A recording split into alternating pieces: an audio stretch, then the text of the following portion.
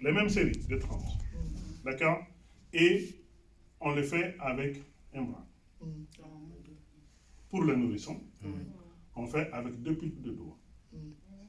Et tout à fait. Maintenant, on recommande de faire, pour les nourrissons exceptionnellement, de faire par série de 15 compressions.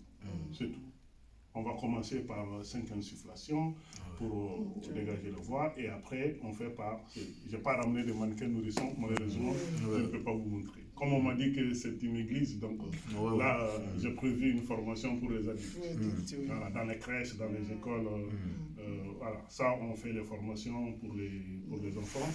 Et si jamais il y a un enfant aussi, vous avez sur le défibrillateur, vous avez une fonction enfant. Les mêmes électrodes vont sur les enfants, sauf qu'on change de configuration.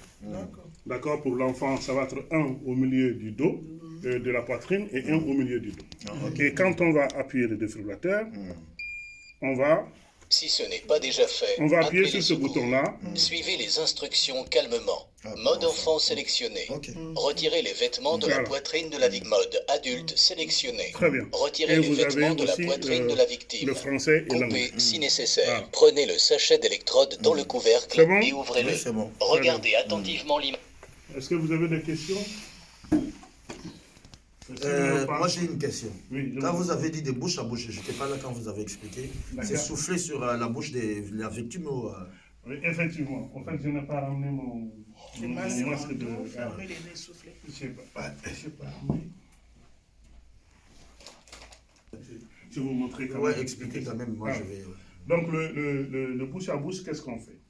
Quand on va basculer la tête légèrement en arrière, On ferme le nez, on va boucher le nez. pincer le nez.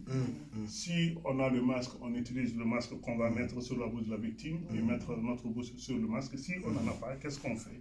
On va prendre une respiration et on va encercler la bouche. Il faut souffler.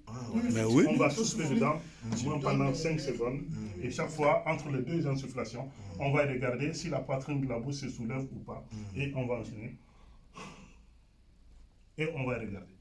Des fois, l'air ne passe pas. Si l'air ne passe pas, ça veut dire que les voies aériennes sont obstruées par quelque chose.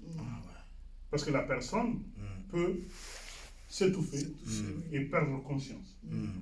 Donc, si on sent que l'air ne passe pas, on va tout simplement regarder dans la bouche si, avec les doigts, on peut attraper le corps étranger qui bloque les voies aériennes. Corps étranger.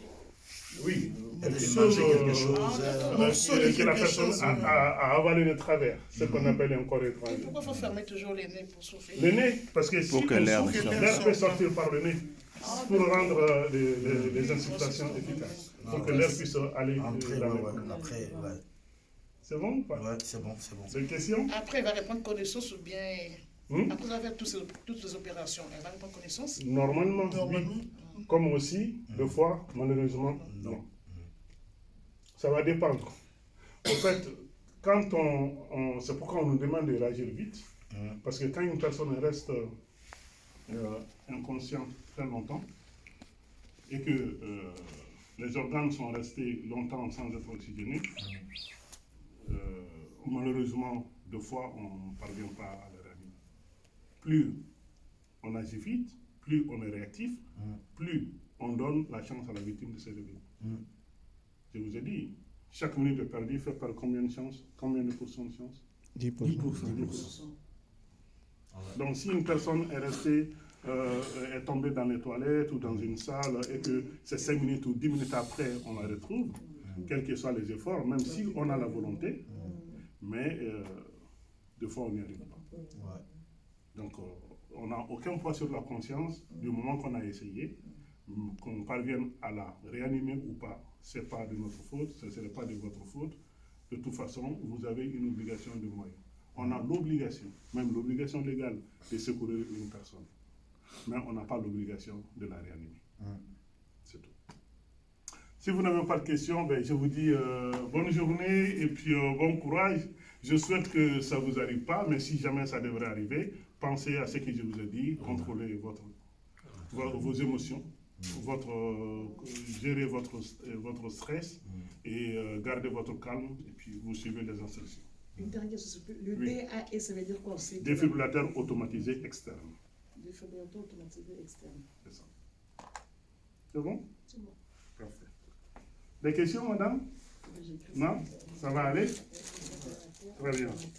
Donc, le défibrillateur, il est ici, il est dans le hall. Comme ça, ceux qui ne sont pas là, vous pouvez aussi les former, même avec, comme on a appris déjà avec la vidéo, tout à fait. On va chercher aussi les mannequins comme ça. Mais il y a quelqu'un qui veut... On va faire avec quelqu'un, un mannequin. On va pas chercher le mannequin, on va prendre quelqu'un. Très bien.